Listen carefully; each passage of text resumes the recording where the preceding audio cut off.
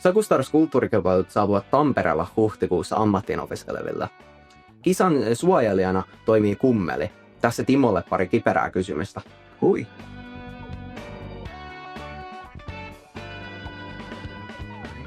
Kummeli on Sakustarsin suojelija. Mitä se merkitsee?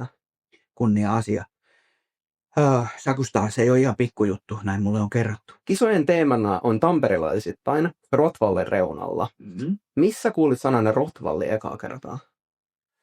Olisiko ollut 90-luvun alussa, kun Aamulehden toimittaja Hyttisen Hannu kirjoitti kirjan Pipapäässä Rotvallin reunalla.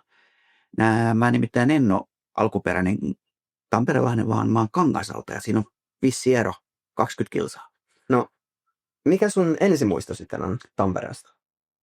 Olisiko joku 71?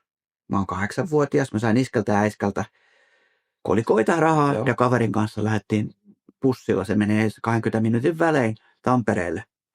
Me käytiin siellä antikvariaatissa, mä ostin sieltä muutaman korkean jännityksen, yhden tintin, ja sitten me käytiin syömässä ranskalaisia perunoita. Joo, no tässä kisassa varmaan on monta kukaan, ei ole koskaan Tampereella käynyt, niin mikä sun mielestä on semmoinen must-see näkyy? Must-see paikka, missä pitäisi käydä. Niitä on monta, mutta jos on aika kiirus siinä keskustassa pyörii, niin kävisin ehkä kauppahallissa katsomassa. Siellä on aika hienosti pysähtynyt ja sieltä voi, jos ei mitään osta, niin ainakin aistia vähän Tampereen tunnelmaa. No, mikä on sun oma lempipaikka Tampereella? No, 71, kun mä kävin silloin siellä keskustassa, niin silloin rakennettiin Näsin neulaa. Mä muistan sen. Mietin. 71. Se voisi olla yksi kiva paikka, mistä näkee sen koko alueen, mutta mä tykkään kyllä kosken reunasta. Kun Tamperehan on syntynyt kosken ympärillä. Niin on. Finlaysonit ja muut ne tehtaat on sen takia laitettu siinä, kun siitä koskesta saatiin se voima, sähkö. Niin se kosken ranta on hieno. Ihan ne sillat ja kaikki se alue, punatiiliset tehtaat. Miten sä et koskaan haluaisi muuttaa Tampereesta? Tampereesta ei muuteta eikä koskaan saa muuttaa murretta. Niin kuin ei muualtakaan. Musta murre on osa meidän suomalaista kulttuuria. Toivottavasti me puhutaan, kieli muuttuu samanlaiseksi, mutta toivottavasti me puhutaan vielä joskus tulevaisuudessakin niitä murteita. Niin. No, kulttuurista puheen olla. Mitä kulttuuri ja taide merkitsee sulle? Taide? No kaikki kaikessahan ne on. Siihen tietysti liittyy luovuus.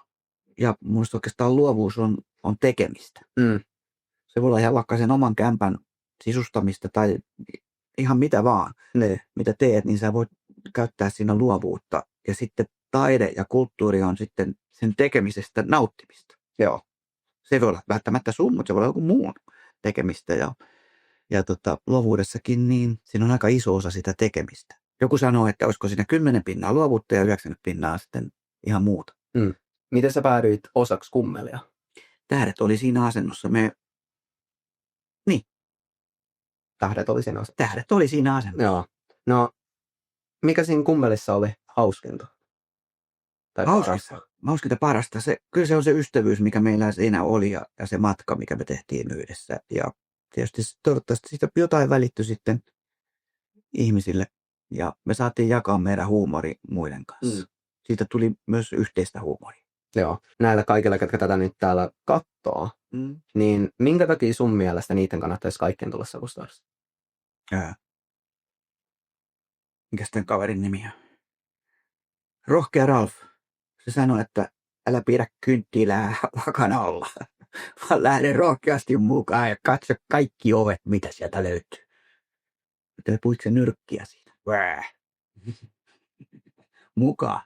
Ilman muuta. Siinä oli kaikki kysymykset, että kiitos. Alkuun. Mä selvisin. Kyllä, mäkin selvisin. Hyvä meitä. Se olisi alku.